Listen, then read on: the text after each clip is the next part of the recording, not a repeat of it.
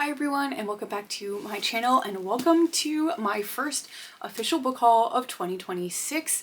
These are all of the books that I've accumulated in the first 2 months of the year. I kind of did this last year where it was like every 2 months I went over the books that I got, kind of because I had parameters set for my book buying and I just kept going with it that way. I don't really have them this year because it just didn't really work for me, but I figured it kind of makes sense to go every couple of months and then do like a collective book haul. So we're gonna get right into all of these. Some of them I have descriptions for, some I do not, because they're book boxes or something like that where I just don't know what they're about. So we're gonna get into first the ones that I got as part of my subscription boxes. First up we have Salt Swept by Catalina Watt. This is my Illumicrate book for February. I did not get my Fairy Loot ones for February yet, so not going to have those in this.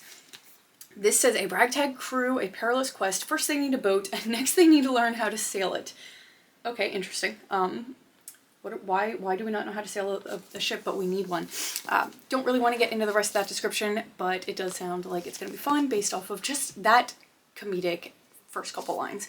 Then we have Wild Reverence by Rebecca Ross. This was not in a subscription box, but it is the Fairy Loot edition that I had pre-ordered, and it finally came in. It matches the Divine Rivals duology, and they're just gorgeous, absolutely beautiful. This is set in the world of Divine Rivals, but it's more of a prequel novella, and it follows a goddess born to the firelit domain of the underworld. She is blessed with humble messenger magic, carrying letters and secrets to the realm, including one of her own, a mortal boy who appears only in her dreams. 10 years ago, Vincent of Beckett wrote to Matilda on the darkest night of his life, begging the goddess he befriended in dreams for aid. But his prayers went unanswered, forever hardening his heart against the gods. That is until she arrives bearing a letter with the promise of a future beyond dreams, one that might rewrite the dark, blood-soaked ways of the gods or end them. I loved Divine Rivals so much. I just really was just enthralled with the writing style and just the beautiful poetic world that she created. So I can't wait to read this. The naked hardback is stunning, and so are these end pages. I've heard that this is probably the best in the three so far set in this world, which I don't know. That's pretty controversial in my opinion, but I'm sure I'm gonna love it just as much as I loved the first two. Then we have two from, I think these, oh, this is my Illumicrate from January, actually. This is The Poet Empress by Shen Tao. I've heard really good things from Jamie on here on YouTube, that she loved this so much, and it's like, it's poetry magic, which I don't really know how that works, but it sounds very whimsical and cute.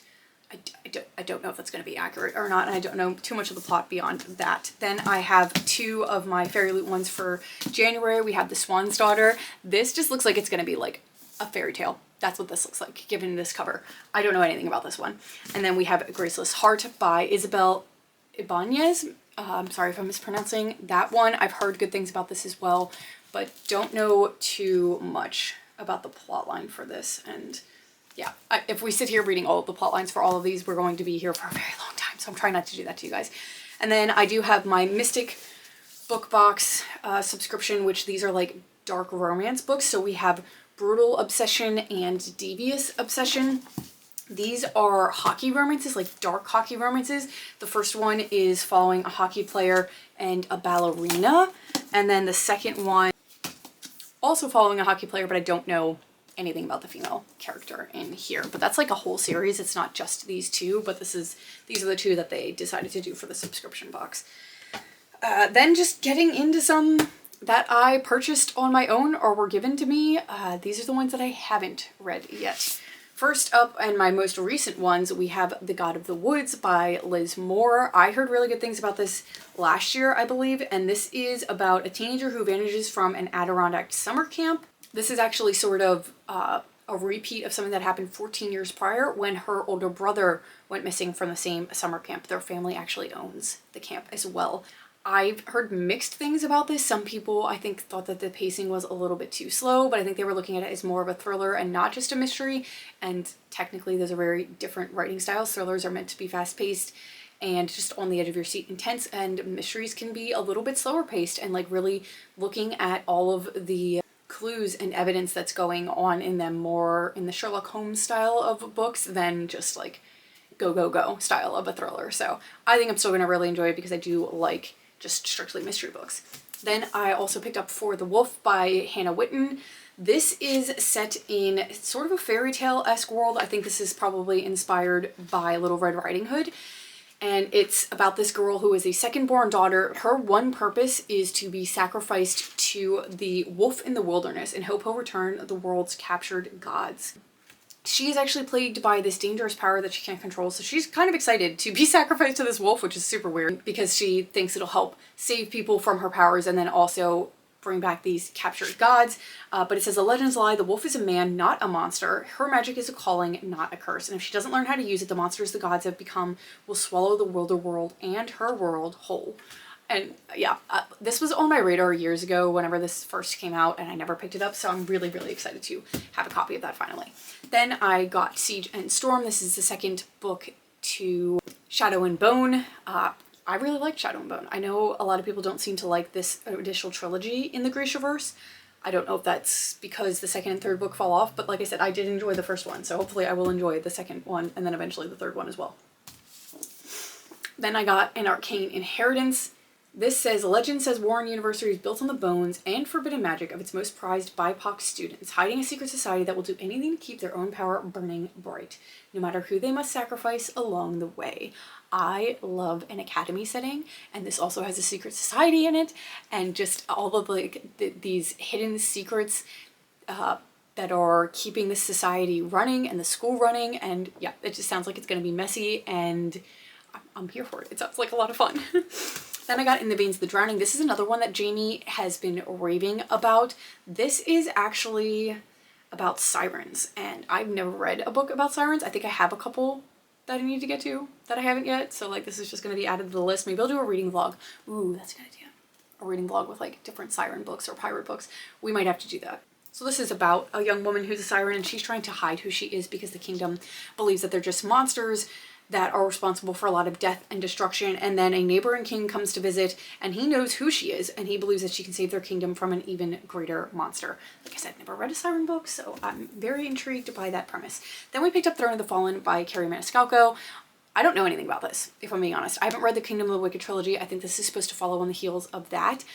I kind of picked it up, or my boyfriend picked it up for me because I loved this cover. It's very different from the US cover. I think this is the UK one that for some odd reason Second and Charles is selling.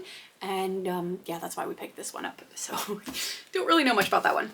Then I was gifted I'm Glad My Mom Died by Jeanette McCurdy.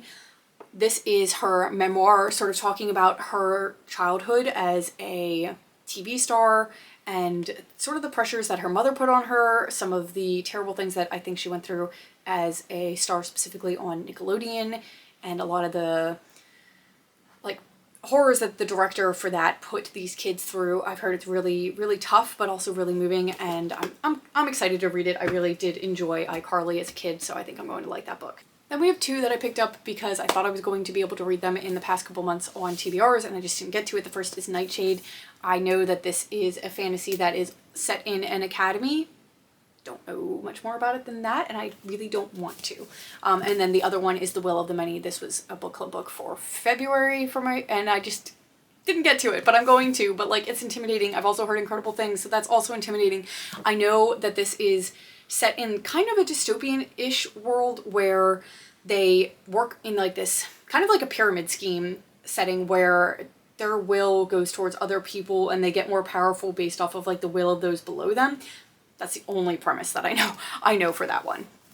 Then I picked up The Nightingale by Kristen Hanna. This is on my 26 and 2026 TBR, and I love historical fiction, so I really need to get into Kristen Hanna's books, but I'm worried that they're not going to live up to the hype. This is set during World War II, and it tells the story of two sisters separated by years and experience, by ideals, passion, and circumstances, each embarking on their own dangerous path towards survival, love, and freedom in German-occupied, war-torn France.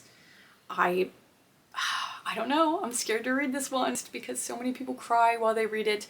But I do, like I said, love a good historical fiction. And World War II is kind of like my era of historical fiction that I really enjoy reading about. It's a morbid fascination.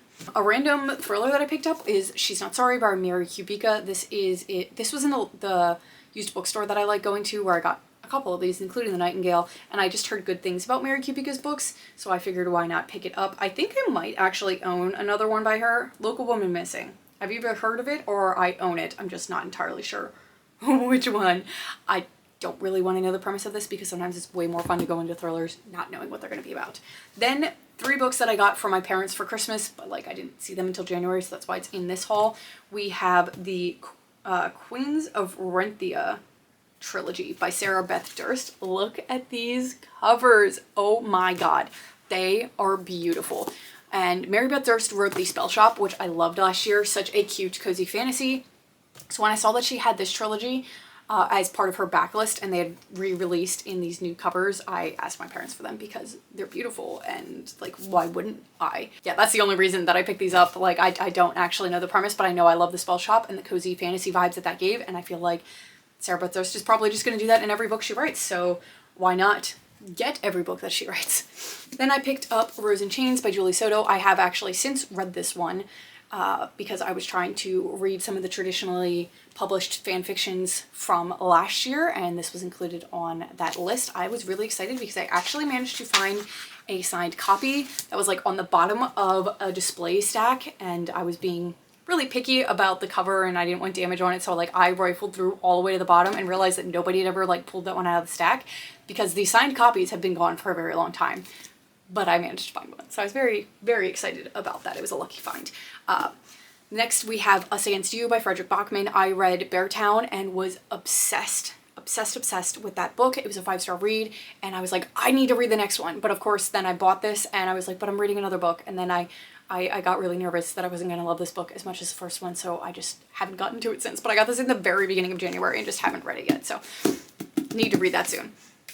On the same shopping trip, I got Daughter of No Worlds by Carissa Broadbent.